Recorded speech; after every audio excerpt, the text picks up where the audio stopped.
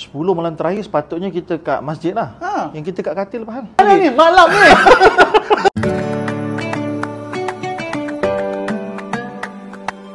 Dah 10 puasa terakhir dah Ustaz. Ya. Saya nak tahu ni. Saya nak beritahu dia 10 malam terakhir ni kan.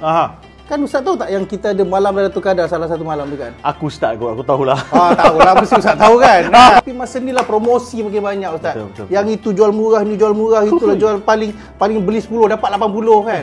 Lagi banyak orang beli kat situ.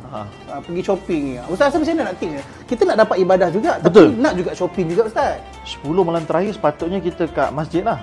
Yang kita kat katil Faham. Kita dua ni. Tapi ni siang terakhir belum malam mana ni? Malam ni. Siang tak berat. Siang tak berat. Okay. Dia 10 malam terakhir ni ada cara bahasa mudahnya lah. Amalan simple tapi pahala berganda-ganda. Macam mana pula? 3.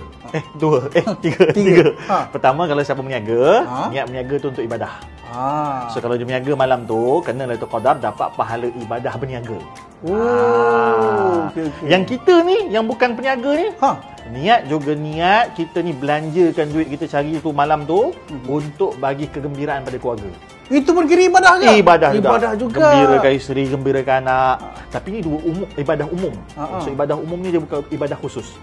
Ibadah khusus ni maksudnya ibadah tu perlu didirikan pada waktu yang tertentu. Sebab itulah paling kurang ni ibadah umum ni berniaga dengan Allah. Apa lagi? Menggembirakan keluarga dengan Allah. So yang ketiga ni. Yang ketiga ni yang penting ni. Ni yang ketiga ni.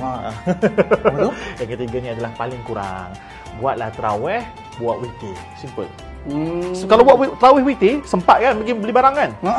Buatlah tarawih witir, tak perlu kat masjid, buat sendiri pun tak apa. Maksudnya kalau lepas habis balik shopping tu, malam tu, pukul 12 malam habis, buat kat rumah aje. Boleh? Boleh. Allah, senang je rupanya. Langsung tidurlah kat rumah. Orang kata tidur untuk malam tu. Beg sama. Ini beg saya. Saya memang suka pakai beg tulis. Boleh kita tidur ni? Boleh. Buka kasut. Saya nak shopping online lah.